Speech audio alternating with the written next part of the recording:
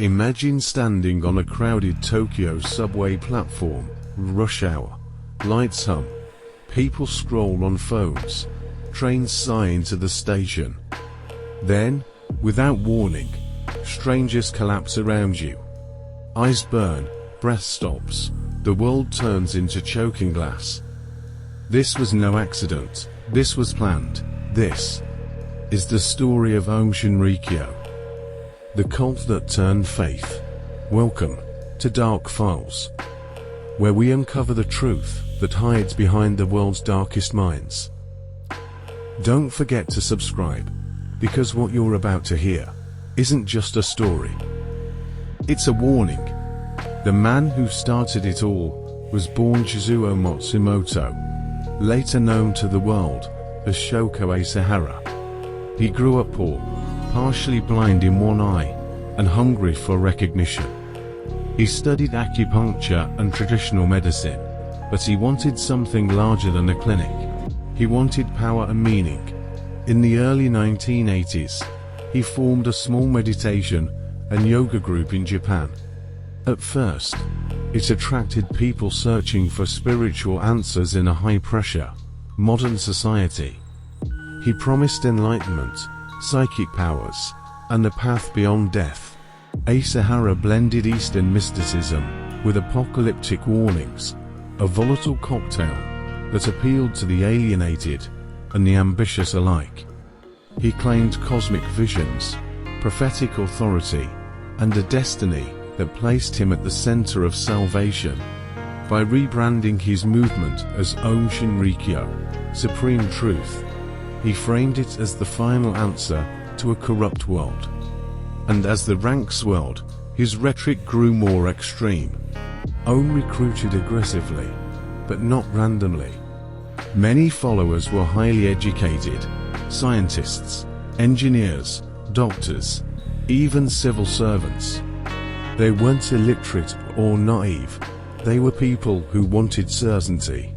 Asahara offered a total worldview, meaning, status, and the promise of transcendence. Inside Aum compounds, testing and training became psychological tools. Followers endured sleep deprivation, fasting, and intense indoctrination. Obedience was polished into doctrine. Dissent was punished. Those who left were ostracized or silenced. The cult also invested heavily in credibility. It hired experts, bought labs, and built a pseudo-scientific facade, equipment, glassware, and expensive chemicals. To outsiders, it looked like a legitimate organization, even a scientific institute. To insiders, it was the laboratory of the end times. Asahara's prophecies soon turned operational. He stockpiled money, weapons, and equipment. The group acquired helicopters, bought farmland, and constructed hidden labs. They experimented with biological agents, attempting terrifyingly dangerous projects, anthrax and botulinum toxin. When those lines of research failed or proved unstable, they pivoted to nerve agents, sarin. Sarin is silent and fast-acting, a colorless, odorless liquid turned into vapor to fatally disable the nervous system. It was a weapon of war, not faith, and yet, in Aum's hands, it became an instrument of revelation. Asahara preached that it was necessary, a surgical strike to cleanse a corrupt world and usher in a new era. March 1995, the plan was precise. 5 separate teams, armed with plastic bags full of sarin wrapped in newspapers, would strike during the busiest morning commute. Their targets, multiple lines in Tokyo's subway system, the arteries of the city. Timing mattered. Panic would multiply casualties. Confusion would stall the emergency response. At 8 a.m. on March 20th, the first team acted. They punctured the sarin containers with sharpened umbrellas and fled the trains. The gas vaporized, invisible and cruel, seeping into the carriages. Commuters began to choke. A few moments later, collapsed. Others stumbled into passageways, blind and convulsing. The scene quickly turned surreal. Subway lights, alarms, blood on tiles, people unable to breathe. Emergency services were overwhelmed. Panic spread faster than poison. 13 people died that day. Thousands were injured. The attack paralyzed Tokyo, one of the world's most secure and orderly cities. The images were unforgettable. Trains halted amid silence, rescuers rushing in with gas masks, bystanders helping strangers, commuters vomiting on platform edges. The attack didn't only injure bodies, it injured trust. When investigators traced evidence back to Aum, the nation watched in disbelief. The group's compounds were raided. Labs full of chemical precursors were found. Documents detailed the cult's plans and hierarchical orders. The veneer of spirituality peeled away, revealing the apparatus of terror.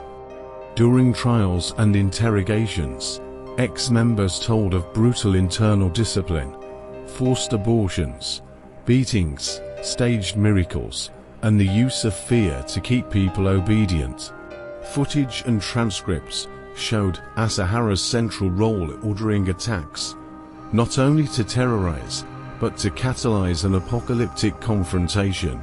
In high-profile hearings, prosecutors tied Aum's leadership to multiple crimes: murder, attempted murder, and the production of chemical weapons.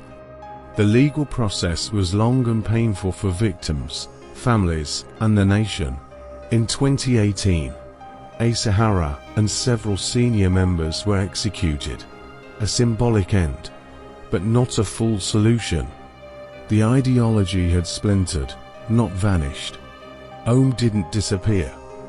It fractured into offshoots with new names, Aleph and Hikari, no Washington among them. They operate under legal scrutiny, but their presence is a reminder that dangerous teachings can persist.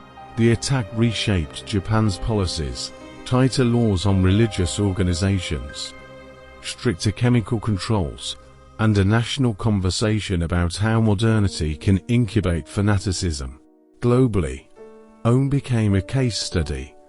How a charismatic leader, combined with technical knowledge and organizational resources, can manufacture catastrophe.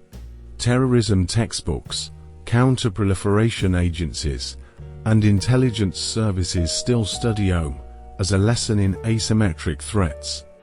Beyond the headlines and arrests are the survivors, commuters who lost sight, career, or family. First responders who still feel the echoes of that morning. Communities that saw their routines ruptured forever. Memorials and quiet plaques now mark sites of trauma. Documentaries and books preserve testimonies.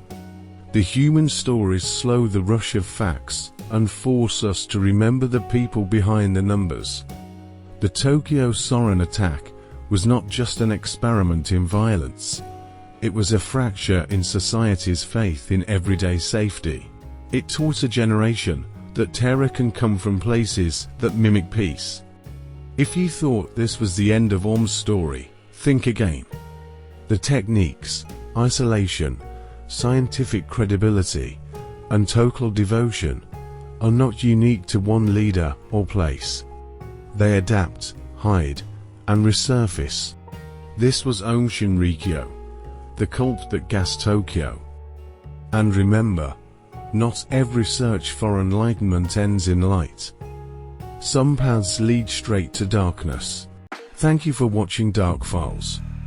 If the shadows of history fascinate you, like, share, and subscribe. Because every week, we uncover another truth hidden in the dark.